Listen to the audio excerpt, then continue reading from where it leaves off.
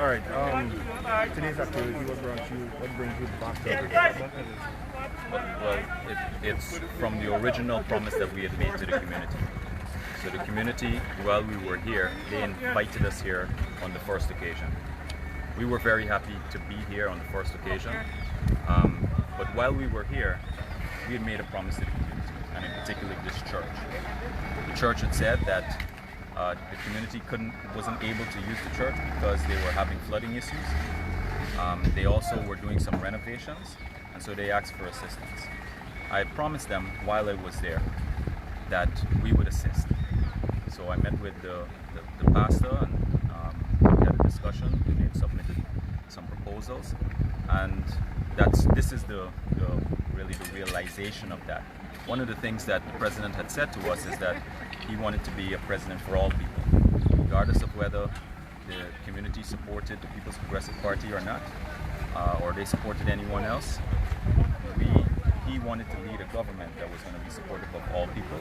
This is a manifestation of that. So we don't talk by talking, we talk by doing, and it's important for us to be able to fulfill our promises. And that's one of the other things that the president said to us in the cabinet, is that when we are going out into these communities and we have these issues that arise, which the communities have highlighted, it is important for us that when we make commitments, he wants us to fulfill those commitments.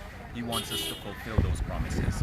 And that is why you see that this is such a public event. Because we had made the promise publicly, we're fulfilling the promise publicly. It's not going to be done here because we are going to go back to that field where we distributed the gears a few weeks ago. And because it needs some work there, and we're going to work with the community there to make sure that we fulfill those promises. What you will notice as well is that all of the people here that are working in terms of cleaning, doing the work and doing the management of it as well, they're all local. They're all native to AGROCILA. And that was also something that was important to me, so that the people of the area both get an opportunity to enhance where they live, feel proud in the process about where they live, build partnerships in the process, build partnerships with the government too. And also they get a chance to, what we call in Guyana, catch their hand. Do you see this spinning off into other communities? Absolutely, absolutely. This is not the only community I've been to. In all of the regions so far, in our ministry, we have something called a ground enhancement line as part of our capital works. I have sent over about $38 million to all of the regions already, in total, not each, or not, I'm saying in total I've sent over $38 million for work to be done on community grounds. We've earmarked which grounds based on the visits that I've made. For most of them, or some of them, because I haven't been able to visit all of the regions as yet, but I'll get there. So I'm doing that in collaboration with the local regional councils there. So. What are some of the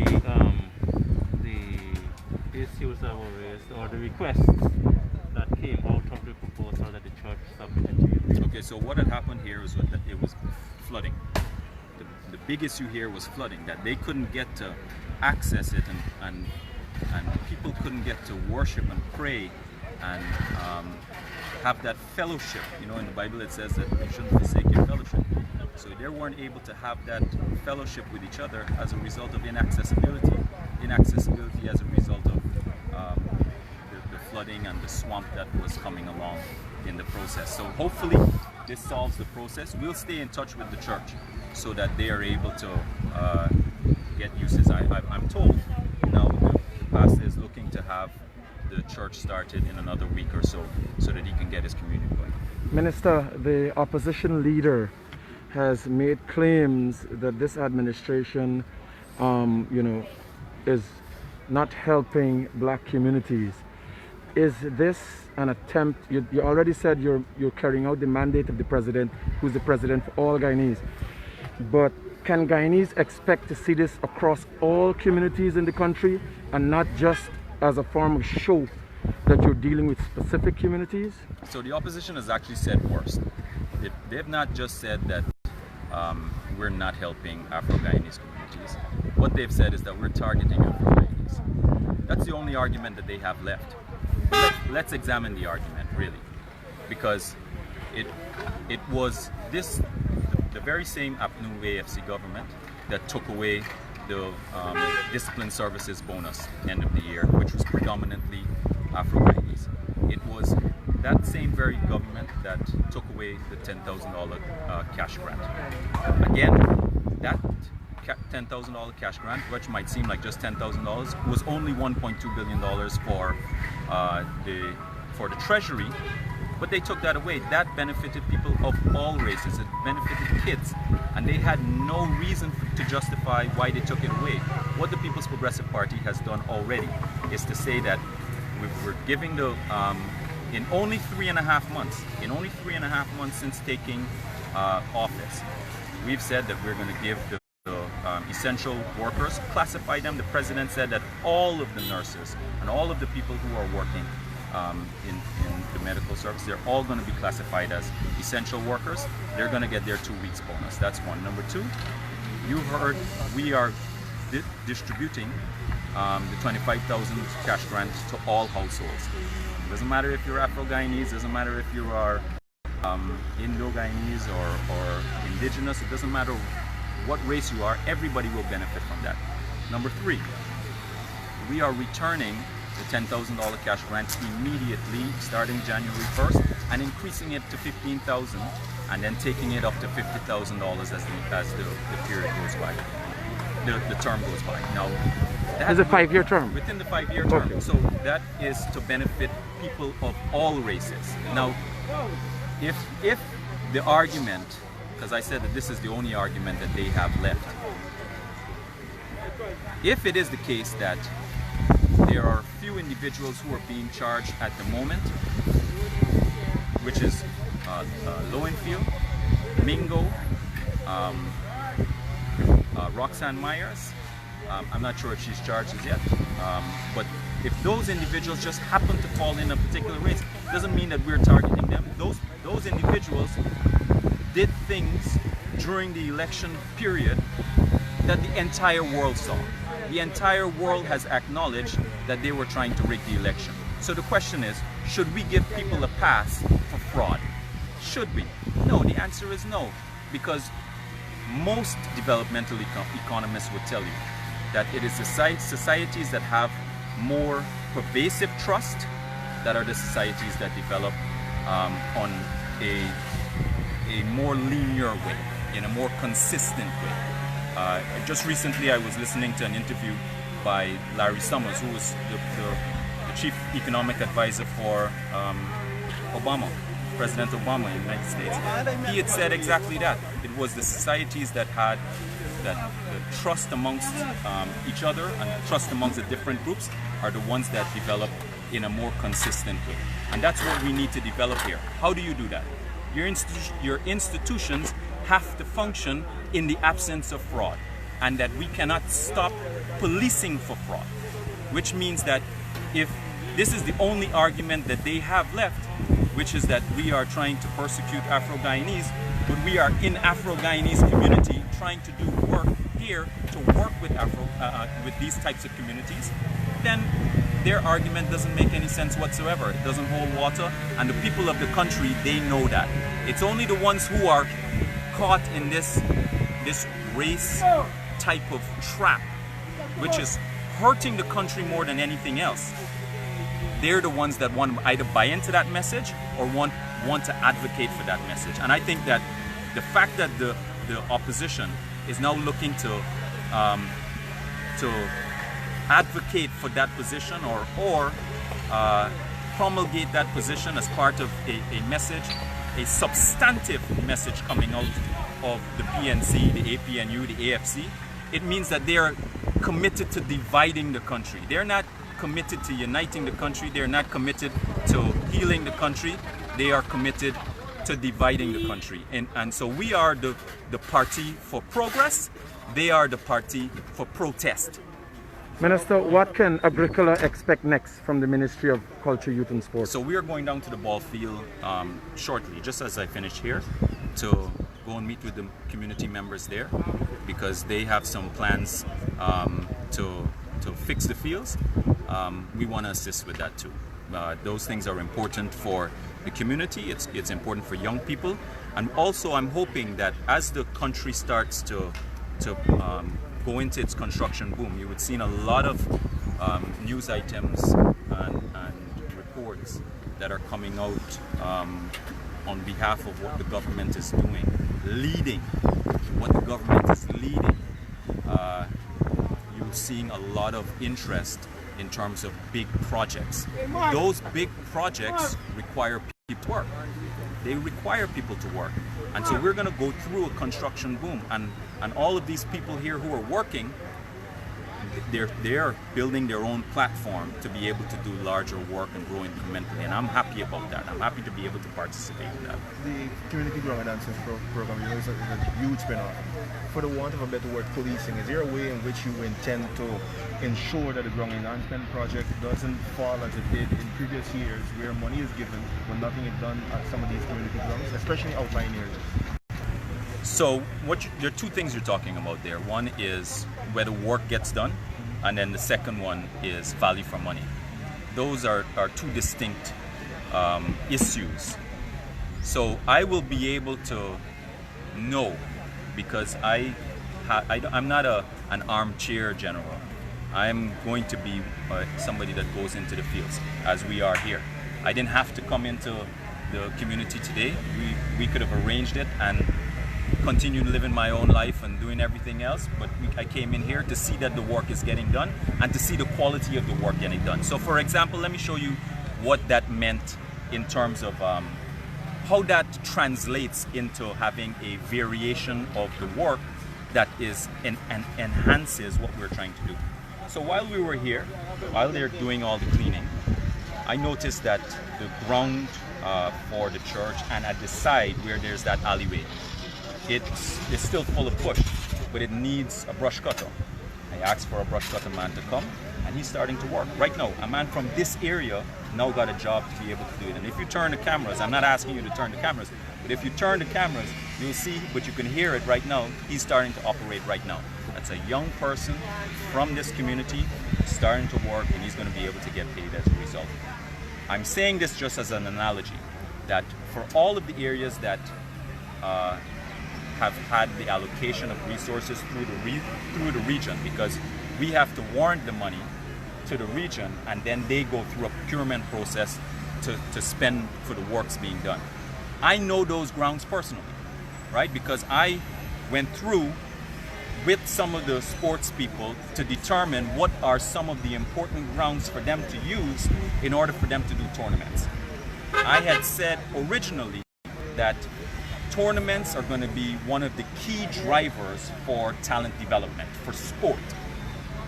So as a result of that, I, working along with some of the sports associations as well as the regional bodies, I sat with them and determined which were the grounds that were going to be best used and accessible for the purposes of doing those tournaments. So I have a mental record as well as a written record of the grounds where those resources were allocated.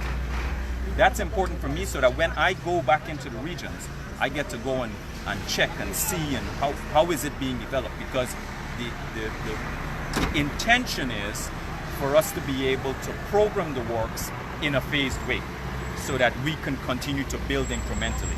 Thank you. A quick update on the National Sports Commission, the appointment of commissioners, and briefly on where you was with the sports policy. So I'll start with the last one first. The sports policy now is currently being reviewed. It's going through a very serious process of consultation. I'm also personally looking at the sports policy to see that it reflects the mission and the direction of the ministry.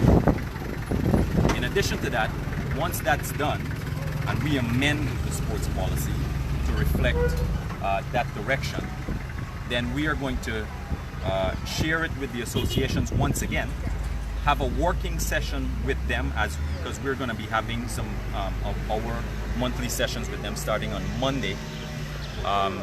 When we start doing that, we're going to be able to tailor and make all the kinds of modifications of the sports policy that is sensible as part of the consultation process. That then goes up to the cabinet subcommittee, and then it goes up to the cabinet for it to be laid over in Parliament at the appropriate time. As it relates to the Sports Commission, we had gone through a number of variations for persons. It's something that the cabinet is paying attention to. We are also monitoring what was it that the Sports Commission board, right? The commission itself, which is the board, what was it that they did over the last 5 years?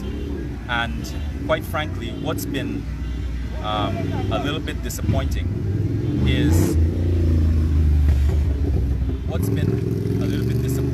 and also concerning for me as somebody who has to appoint another board is if you've had a board that hasn't done anything, then you've got to get to the bottom of why it hasn't done anything before you start making hurried decisions about what it's going to be done. Because we give this subvention to this quote-unquote commission, but it's really the ministry that has to process a lot of, well, not a lot, but all of their payments, but it's still, the body has to be accountable.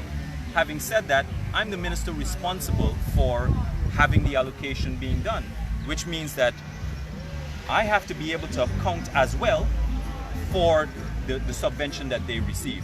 And that's why being satisfied that the Sports Commission is functioning the way that it should, being satisfied as to the explanations why it is that it did not function the way that it did as the board, and then being able to make the appropriate appointments as the time goes by. However, as you would see, that even in the absence, sports has now got the energy, it's got the intensity and the passion being led by the ministry, first time in a very long time, and we're proud to know that we're doing it this way. We are going to be able to hand over to a sports commission in not too distant future. Put a specific time frame? I can't put a specific time frame on it, because I'll give you an example, right? When they take over the responsibility of these facilities, go and have a look at the facilities right now. Go and have a look at the facilities right now. I'd take you to the gymnasium. We were in the gymnasium just a few days ago. The gymnasium is basically turned into a heap, a dump heap. It's marsh. It's got bush that is high up to where, as high as you. It's got piles of junk. It's got no accessibility. Everything is falling apart. This body is supposed to be able to manage those things.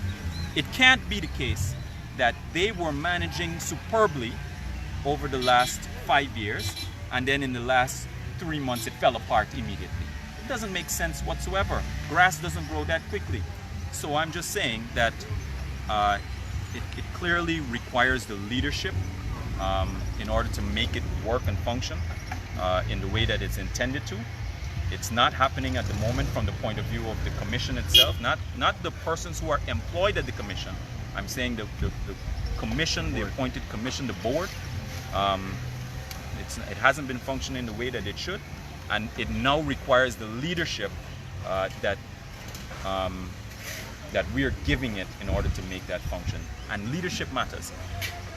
If it's anything that our ministry has proven over the last 3 months, 3.5 months, is that leadership matters. If anything that this president has proven over the last 3.5 months, is that leadership matters. Because there is a night and day distinction between David Granger's presidency and President Ali's presidency. David Granger's presidency was a sleeping presidency, a do-nothing presidency. He never made decisions. He never wanted to interact with people, never wanted to touch people.